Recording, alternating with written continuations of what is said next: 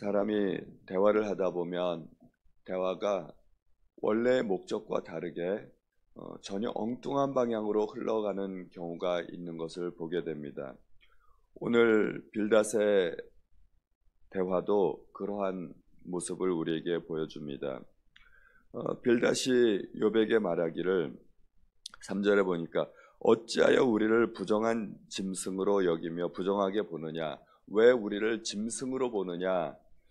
욥은 세 친구들을 짐승으로 본 적이 없습니다. 그런데 말에 꼬투리를 잡는 것입니다. 욥이 뭐라고 얘기를 했는가 하면 저 앞부분에서 내가 하나님 앞에 부당하게 고난받는 것은 공중의 새들도 알고 바다의 물고기들도 알고 들의 짐승들도 다 아는 것이다. 짐승들에게 물어봐라. 내가 부당하게 고난받는 것을 다 아는 것인데 왜 너희들은 모르느냐. 이런 이야기를 하는 것인데 그것을 마치 자기들을 짐승 취급한 것으로 생각하면서 어찌하여 우리를 짐승으로 여기며 부정하게 보느냐고 말에 꼬투리를 잡는 것입니다. 말 꼬투리를 잡기 시작하면 대화가 절대 이루어지지 않습니다. 끝없이 논쟁의 논쟁으로 이어지는 것이죠. 욥은 나를 불쌍하게 여겨달라면서 친구들에게 하소연을 했는데 그것을 4절에 보니까 울분을 터뜨리며 자기 자신을 찢는 사람아, 마치 욥이 자기가 그 울분에 못 이겨서 자기 옷을 찢는 것처럼 그렇게 표현하고 있습니다.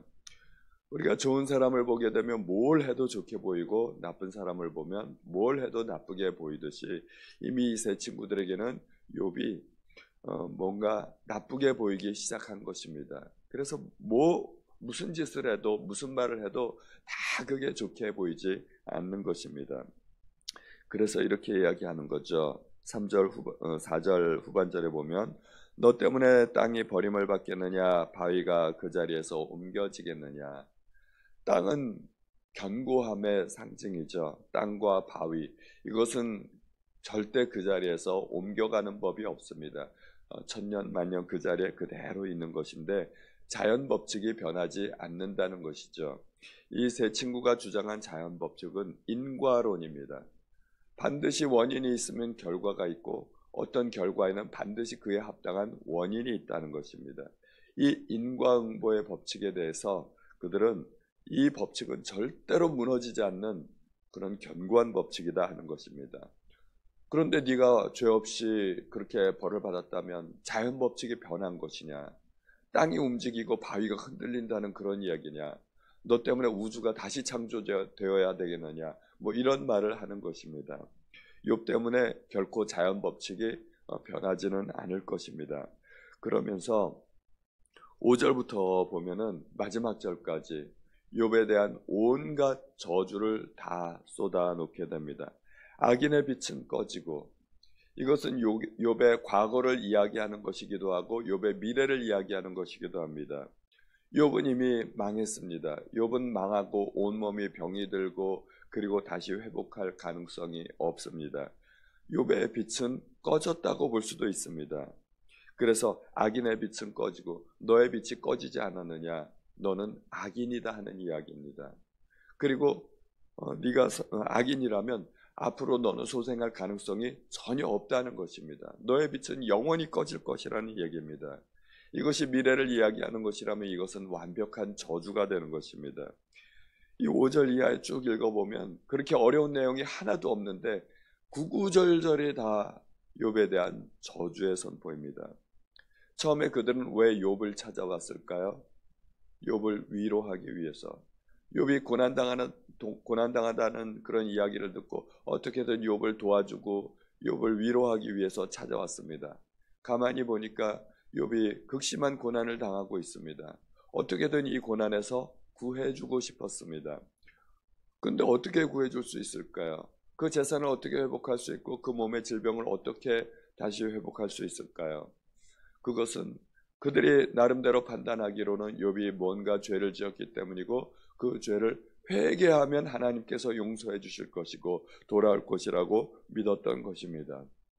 그래서 그들은 회개를 권면하기 시작했습니다. 그들의 대화는 권면으로부터 시작된 것이고 좋은 의도로 시작된 것입니다. 죄를 지었으면 빨리 회개하고 돌이키면 하나님께서 용서해 주실 것이다. 내 시작은 미약하였으나 내 나중은 심히 창대하리라. 이런 좋은 말들을 해주었습니다. 그런데 욥이 받아들이지 않죠. 그러자 정죄하기 시작합니다. 네가 죄를 지었잖아. 정죄하기 시작하고 나중엔 비난하기 시작합니다. 악인이 잘 되는 꼴을 보았느냐? 비난하기 시작하고 오늘 본문에 있어서는 온갖 드디어 저주를 쏟아붓기 시작하게 됩니다. 대화가 안 되면, 내가 뜻한 바를 이루지 못하면 그 대화는 엉뚱한 방향으로 흘러가게 되어 있습니다. 처음에 좋은 말로 권면하기 시작했다가 점점 정죄하고 비난하고 오늘 본문에 있어서는 저주까지 이어지게 되는 것입니다. 빌닷이 저주를 하고 싶어서 저주했겠습니까? 그게 아닙니다. 자기의 말하는 바가 이루어지지 않고 욥이 받아들여지지 않으니까 이제는 이렇게 포악한 말로 대답을 하는 것입니다. 부부싸움도 처음에 작은 일로부터 시작되는 거 아니겠습니까? 작은 일로부터 시작됐다가 나만 잘못했나? 당신은 그러가면서 또 10년 전의 이야기도 꺼내기 시작하고 또 말의 꼬투리를 잡기 시작하고 그러면서 점점 커지게 되는 것입니다. 그들은 욥에게 조언하러 왔고 도우러 왔었는데 빌닷이 이런 이야기를 하면서 지금 이 말이 욥에게 도움이 되고 있을까? 욥에게 희망을 주고 있을까? 그런 생각을 눈꼽만치라도 했으면 이런 말을 안 했을 것 같습니다. 대화의 목적을 잃어버리지 말아야 됩니다. 이미 빌닷은 대화의 목적을 상실했습니다. 자기가 무슨 말을 하고 있는지도 모르는 겁니다. 도우러 왔는데 도움이 되는 말을 해주려 했는데 지금 자기 의도와는 달리 엉뚱한 말을 쏟아내고 있는 것입니다. 그래서 같은 말을 해도 아 다르고 어 다르다고 말을 참 잘해야 됩니다. 잠언에 보면 오래 참으면 관원도 설득할 수 있나니 부드러운 혀는 뼈를 꺾느니라. 말을 해도 똑같은 내용의 말이라도 부드럽게 말을 하는 방법이 있고 강하고 억압적으로 말을 하는 방법이 있고 말하는 방법이 전혀 다르면 받아들이는 사람이 또 전혀 다르게 받아들일 수 있다는 것입니다. 우리가 뷔페에 가면 얼마나 맛있는 음식이 많이 널려 있습니까? 정말 100가지도 넘는 음식들이 뷔페에 널려 있는데 그 중에 내가 좋아하는 음식, 가장 맛있어 보이는 음식들만 내 접시에 대여섯 가지 가득 담아오지 않겠습니까? 그 음식을 먹으면 정말 맛있는 음식이 되고 산의 진미가 됩니다. 그런데 만약 그 음식을 양동이에다 넣고 다 섞어버리면 뭐가 될까요?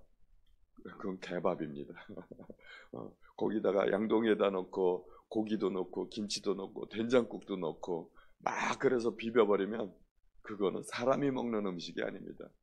음식의 종류가 바뀌었나요? 질이 변했나요? 똑같은 음식인데 접시에 담아오면 이게 뷔페 음식인데 양동이에 넣고 비벼버리면 그게 개밥이 되는 겁니다.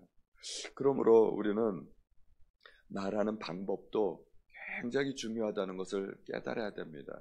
우리는 옳은 말을 하면서도 틀리게 말할 수 있어요.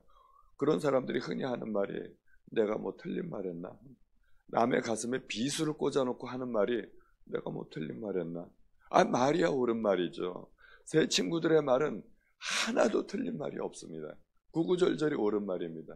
그래서 저도 예전에 잘 이해를 못했었고 제가 대학생 때 친구 한 명하고 이렇게 대화하면서 나는 이게 무슨 말인지 모르겠다. 욥과 친구들의 대화가 욥의 말을 읽어보면 욥의 말이 옳은 것 같고 친구들의 말을 읽어보면 그 말도 옳은 것 같고 난 도대체 뭐가 틀린지는 모르겠다라고 얘기를 했는데 부분적으로 보면 다 옳은 말이라는 것이죠. 근데 그게 문제예요. 옳은 말을 옳지 않게 하기 때문에 그게 문제가 있는 것입니다.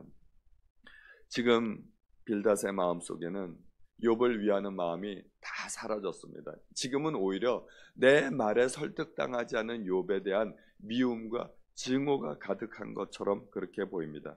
악인의 빛은 꺼지고 너는 악인이라는 것이죠. 이제 여기까지 갔습니다. 9절에 보면 그의 발뒤꿈치는 덫에 치이고 그의 몸은 올무에 얽힐 것이며 재산을 잃어버릴 것뿐만 아니라 그의 몸에 관한 언급도 시작하지 않습니까? 네가 질병으로 고통받는 것이 당연하다는 것입니다. 본격적으로 13절에 보니까 질병이 그의 피부를 삼키리니 곧 사망의 장자가 그의 지체를 먹을 것이며. 질병, 욥이 지금 질병을 겪고 있고 온몸에 종기가 나서 피부병을 앓고 있지 않습니까? 질병이 그의 피부를 삼키리니, 이게 대놓고 욥에 대해서 이야기하는 것입니다.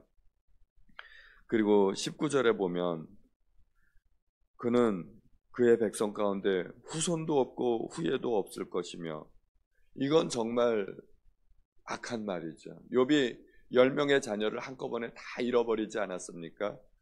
한 친구는 그것이 너의 자녀들의 잘못으로 인해서 그렇게 된 것이 아니냐 이야기하더니, 이제 빌닷은 그것도 너의 죄라고 이야기하는 것입니다. 네가 악인이기 때문에 너는 후손도 없고 후예도 없을 것이며 10명의 자녀를 잃어버린 것에 대해서 아주 당연하게 여기고 네가 받을 죄값을 받았다라고 이야기하는 것입니다. 그래서 마지막 21절에 보면 참으로 불의한 자의 집이 이러하고 하나님을 알지 못하는 자의 처소도 이러하니라. 욥, 너는 불의한 사람이고 하나님을 알지도 못하는 악한 인간이라는 것입니다. 드디어 이제 갈 때까지 간 거죠. 욥이 왜 하나님을 모르겠어요? 욥이 평생을 하나님을 그렇게 순전하고 정직한 마음으로 섬겨왔는데 자기 말이 통하지 않으니까 욥, 너는 하나님을 알지도 못하는 그러한 사람이다, 이렇게 비난까지 가고 있는 것입니다.